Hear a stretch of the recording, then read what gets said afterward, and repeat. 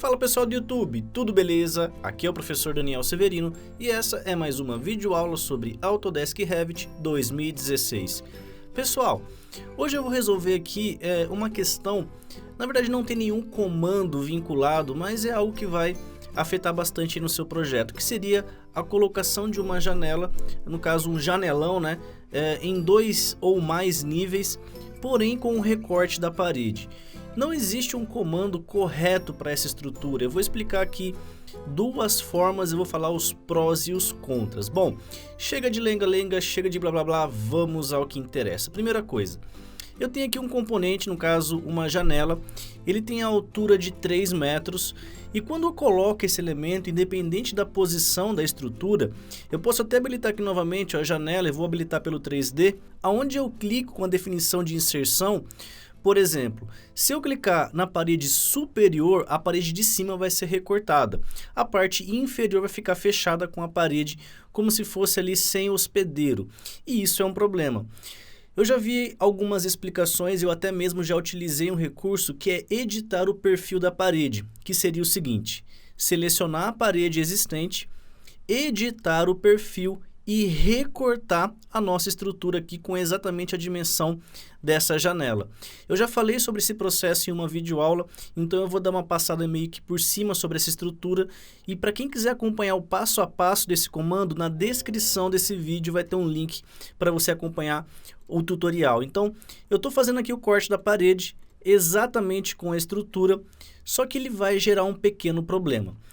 Quando eu olho aqui no meu elemento 3D, ele fica 100% recortado, porém, quando eu movimento, eu tenho que deletar essa minha estrutura de janela, infelizmente o recorte não é ajustado. Você até pode trabalhar com o sistema de alinhamento e travando os cadeados, porém eu não recomendo, porque vai dar muita dor de cabeça.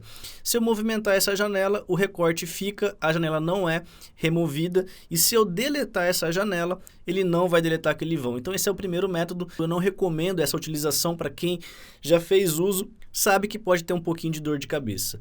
Bom, o segundo método já é um pouquinho mais rápido e muito mais prático, que é o seguinte: eu vou habilitar aqui uma janela exatamente nessa estrutura.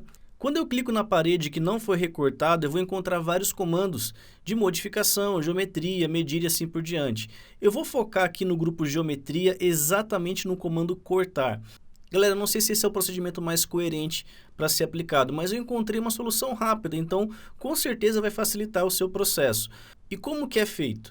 Eu habilitando o elemento cortar, eu vou selecionar a parede de cima e a parede de baixo.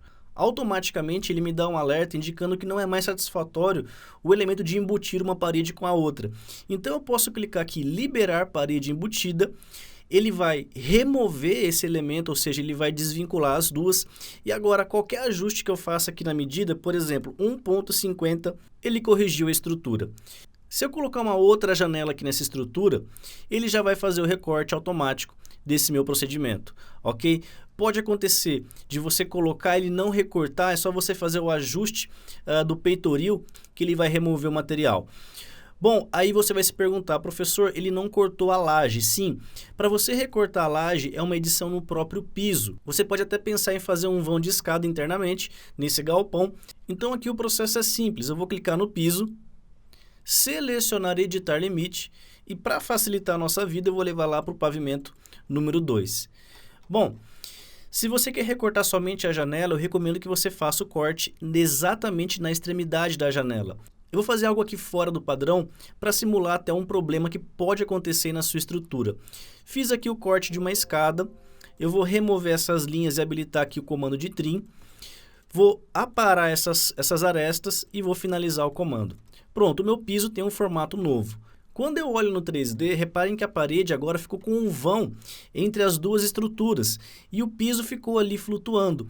E aqui o processo vai ser simples, eu vou ter que vincular 2 vezes a parede inferior, uma com o piso e depois com a parede superior. Então eu vou clicar na parede de baixo, selecionar anexar topo base e se você reparar, você não consegue pegar a parede de cima. Então o primeiro passo vai ser selecionar o piso existente.